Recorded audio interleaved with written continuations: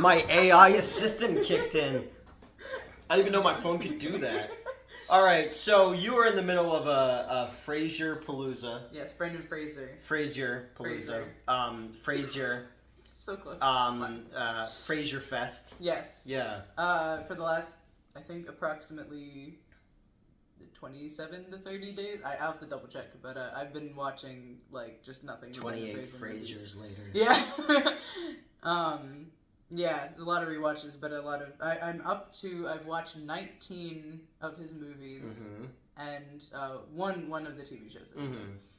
So, but you specifically wanted me to watch Gods and Monsters. Yes. And that was on the list for sure.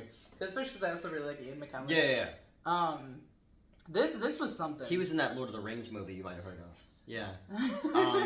He directed by Bill Condon. Clyde Barker was a producer on it. It's about the life of James the ending of the life of James Whale, who was the director of Old Dark House, Frankenstein, Bride of Frankenstein.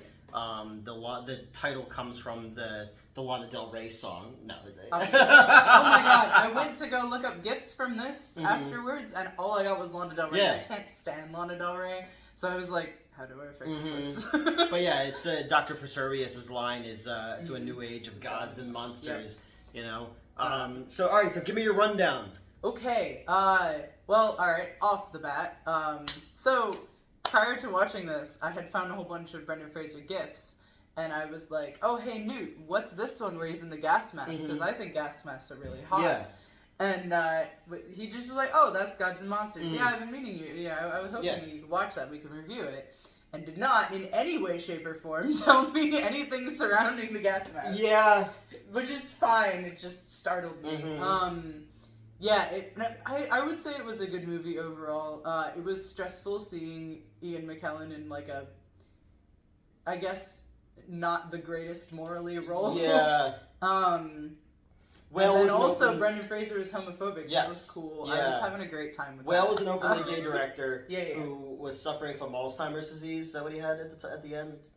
It was like a series of strokes. Okay. At least. It's not something similar, like that. Yeah, similar neurodegeneration. Yeah. And he was like one of the very first like out gay directors in Hollywood. Yeah. Which I liked that at the beginning for sure when he was kind of talking about that because this kid comes and like interviews and which then he makes the guy strip. It's fine. Yeah. But yeah, it was I was like, oh, that's neat. Like I appreciate. I always wonder so Ian McKellen was in the X-Men movies. Yeah. The X-Men movies were notoriously directed by Bryan Singer. And while watching Gods and Monsters in that scene, I wonder if he was channeling, knowing about Bryan Singer and twink parties that he was having. Maybe because he does go off a bit about a different director who had those parties. I guess I don't remember who now, but I've only watched this one once. Tyler Perry. Right. But yeah, right. So I liked that, like, he was very, like, what about it? Like, I'm gay, who cares, you know? Well served in World War I. Yes. Yep. We get a lot of war flashbacks, which I thought were neat. Makes sense that those would pop up as his brain deteriorates, I suppose. But yeah, I liked that whole subplot, I guess, or, like, explaining his backstory with World War I and, like, losing his friends and all that. I just liked that whole section of it. But yeah, he Fraser's playing Clayton Boone, his gardener, like landscaping guy, and he asks to draw him, which fair, who wouldn't want to draw him? But it's tumultuous, because like I said, he's openly gay and talks about it and it's about that time of like 1950s masculinity. Yeah. I figured out. I don't remember exactly when the movie takes place, but yeah, I mean, you're in the right ballpark. I just I wanted to be able to be like, it's this exact year. Yeah. I can't do that. Well, I think he died in. I'm trying to think. It was either 46 or the early 50s. I'm trying to remember. Yeah. I know it was it was. He gave Peter Cushing his first ever job. But yeah, they have like a weird tumultuous thing because the Fraser's character is a little homophobic. I think not as homophobic as he could have been for the time. Oh, yeah, big time. Off the bat, he's like, whatever, just don't hit on me, basically. Yeah. And then he's like, can you please stop talking about dicks and gay sex around me? fair, I guess. Yeah. Like he's a little bit of a dick about it, but like I guess for the time it's not too bad. There's also the whole like subplot with his friends and like how he's like not treating this chick he's hooking up with super well, like not like in bad or anything. He's just not. He's being a fuckboy. Yeah. So if I was Brendan Fraser at that point, I would. That's fair. You know? But yeah, she was quite pretty. But buffering. Yeah, so they slowly develop this friendship of sorts. But he sees himself as the monster. Yeah. Because like Whale keeps having these episodes of like the flashbacks and the memories and all that, and he's blaming Boone for it, even though like he's just like, your face is too open, like it's bringing too much back, which I was really curious about that, like psychologically, like neurologically, like what about that, like what about him is bringing back that memory, which I didn't know if that was supposed to tie in later with the gas mask scene, because obviously, you know, that was associated with like the friend that he lost, or like, you know, implied more than friend. So I was like, I don't know if they're right. You know, I don't know if that was back then they called them butt buddies. Yes. Yeah, I don't. Sorry, I'm not really doing the beat by beat very well, but yeah, I prefer butt acquaintances. Yes. Nutty buddies. Yeah, nutty buddies. And yeah, it's I didn't really know what to make of Whale, of Ian McKellen's character. I like definitely did not spend a lot of the movie liking him, which is fair. And then obviously that all culminates with him trying to sexually assault Clayton. And this movie was directed by a gay man. Yeah. Which, because, you know, the whole point of him assaulting Clayton was so that Clayton would attack and kill him. Yep. So he was trying to commit suicide. Yeah, he was trying to do like suicide by Brendan Fraser. So like, like suicide by cop, but no. Yeah. Anyway, because especially at the beginning, Clayton, that really got you. Yeah, there needs to be a T-shirt at some point. Suicide by Brendan Fraser. Literally me. Yeah. No. But because, you know, he has like. Obviously, you know, it's 97. How would you start that? Like, you would reach for his, like, the mummy? Look, I don't know how I would do it. I'm just saying. Okay. That was the attempt. Yeah. Which I guess made it. I don't want to say it made it better, because he still, you know, is sexually harassing somebody, but borderline assaulting. But like. But he knew that at that time of homosexuality and right. He was relying on like gay panic. Exactly. Yeah. Oh yeah, because that's what I was gonna. This whole channel's built on that. Yeah, right. They very much like establish. Obviously, Fraser in '98 is gonna be. He's buff, right? Yeah. He's a big guy. He's like 6'3". So you know they sort of are like leaning on that a couple times, because the maid at one point, or I can't remember if he says it to the maid or the maid says it to him, but it's like the maid was played by Lynn Redgrave, who was nominated for an Academy Award for this one. Oh, neat. Yep. She did do a very good job. Yeah. But yeah, at some point one of them is like, I think she says it to him. She's like, oh well, at least like. You're a big strong guy. Like if anything happens, you'll be good. And Clayton's like, what does she mean by that? Yeah.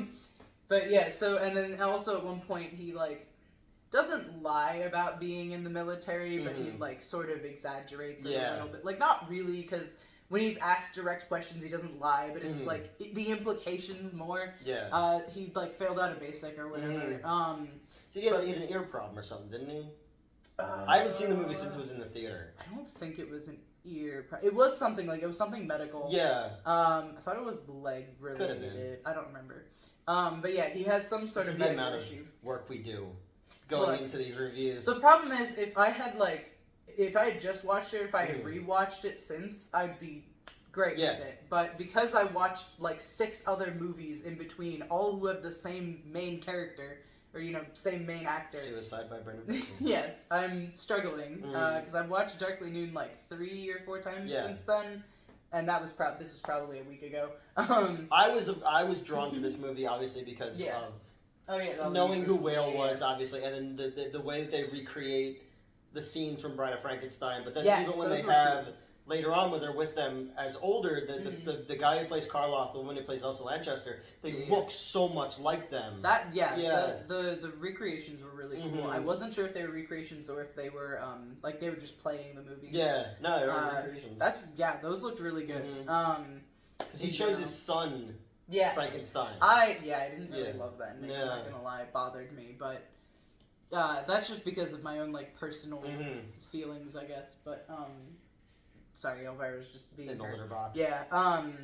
But like, no, it was very good. I can see why it got the buffering. Awards. Like, all that. Because I know it said that it was like initially a bomb, but like it was a huge failure. That's wild. I don't know. I feel like it was generally pretty. Good. It was rated R. It came out in 98. So I remember I had to get somebody to buy me the ticket. Okay. But I'm like such a Universal movie nerd. Yeah. And then Brendan Fraser would go on to play in The Mummy, which is a remake of the Karloff movie. I don't know. I was always been interested in, especially Whale, because especially part 2. Bride is one of the greatest sequels of all time. It's my favorite Universal monster movie. But it is so queer coded. Oh, very. You know, and it is so. Which was cool that they leaned into that. Yeah, and like he was so like Whale kind of had like an Oscar Wilde vibe to me, where it was so camp and it was so over the top that like they couldn't quite pinpoint it. And they sort of touch on that, I think, a little bit in the movie itself, in Gods and Monsters, because like when Clayton's watching it with his friends, like. The one chick's like, this is silly, right? And like, then later, you know, he's telling Whale that they watched it. Yeah. He's like, oh, did people laugh? You know, like he intended it to be silly. So I thought that was cool that they touched on that, where it's like, you guys are assuming that it's like a super serious movie because it's like older, but like, no, he's having fun with it. Yeah. So, I mean, because everything about that one I find is more interesting. You know, it's two men creating. A woman, it's very gay. You know, and even like the woman who's like the townswoman, who's also in a bunch of other, you know, Universal movies. Time she's playing it so over the top that she's basically playing like a drag queen. You know, and it's great. So and just the look of Elsa Lanchester in that movie. And you know, Karloff was a bit more well fed. In that one, so he doesn't look as emaciated as he did in the other one. But I should go back and rewatch this one. You should, But I want to. It's just that scene is a little triggering. I'm not gonna lie. But maybe it won't be as much if I'm watching it back and knowing it's there. Knowing it's there and knowing that it's just to get him to try to kill him. Yeah. So maybe. But yeah. So all in all, would you recommend Gods and Monsters? I'd say so. Yeah. Certainly if you're sensitive to sexual assault, be aware of that one scene. It'll pretty much start more or less when he's got the gas mask on. Which sucks, because I think gas masks are so hot, and I was like, oh no. Yeah, I don't like where this is going. Real rough. It was very good. I would recommend. Yeah, and there's a lot of symbolism. Obviously, Whale's life and the way it's, you know, all I think about is like, you know, Brendan Fraser, kind of like the scene. It's just Fraser. You're putting an extra I in there. It's just Fraser. Frazier, like Brazier. Exactly. You know, the scene where like Frankenstein's monster is having the cigar with the blind man. Yeah. It reminds me a lot of that kind of like that. You know the Brendan Fraser character is very. It's Clayton. Just say Clayton. Clayton is very much this brute, you know, and I like those. Oh yeah, with the thing at the end too. Yeah. He's like after he goes to take out the trash or whatever for his wife, and he starts doing the fucking motions in the rain. Which is funny because if people don't always know that, like they always do the Frankenstein walk, which was not supposed to be what it was. He's blind. Right, like, that version of it, and they took that part out of the movie. So instead, they just have it's Lugosius as Frankenstein's monster in that one, just kind of wobbling around. It's like, but he's doing that because he's blind. He's like, fuck, I don't want to walk into anything. But all right, Gods and Monsters, man. Yeah, sorry I don't have more to say about it. We went an hour for Airheads. Yeah, we did go over an hour for Airheads, but we also have to go. We have to get somewhere. So, what other Brendan Fraser movie should we do? I've got a list of the ones I've already seen. If you'd like. Frazier. I'm suffering, please. No, it's fine. Hold on. I can find it. Okay. Oh, like I said, I watched Still Breathing last night. That was really good. Which you wouldn't think that I would like it because it's like a romantic movie. I have seen, and this is going to be the order I rank them in because it's what I have, Airhead, Scrubs episodes, Passion of Darkly Noon. Oh, I would love to talk about Passion of Darkly Noon. I don't think I've seen that one since it came out. Yeah. It gets to me. Inkheart, Still Breathing, Encino Man, Journey to the Center of the Earth, Mummy, Blast from the Past, Gods and Monsters, School Ties, Bedazzled, Guilty Until Proven Innocent, Mummy 2, The Scout, Mrs. Winterborn, which was way funnier than I thought it was going to be, Monkey Bone, George the Jungle, Mummy 3, and With Honors. Those are the ones I've seen. If you see this video, send it to Brendan Fraser. Please don't. And let him know that there's a fan out there. No, stop. That's dying. And just their last thing they want to do is meet Brendan Fraser. I'm not dying. In a gas mask. In a gas mask. Yeah. No. All right, well, that's it. To a new age of gods and monsters.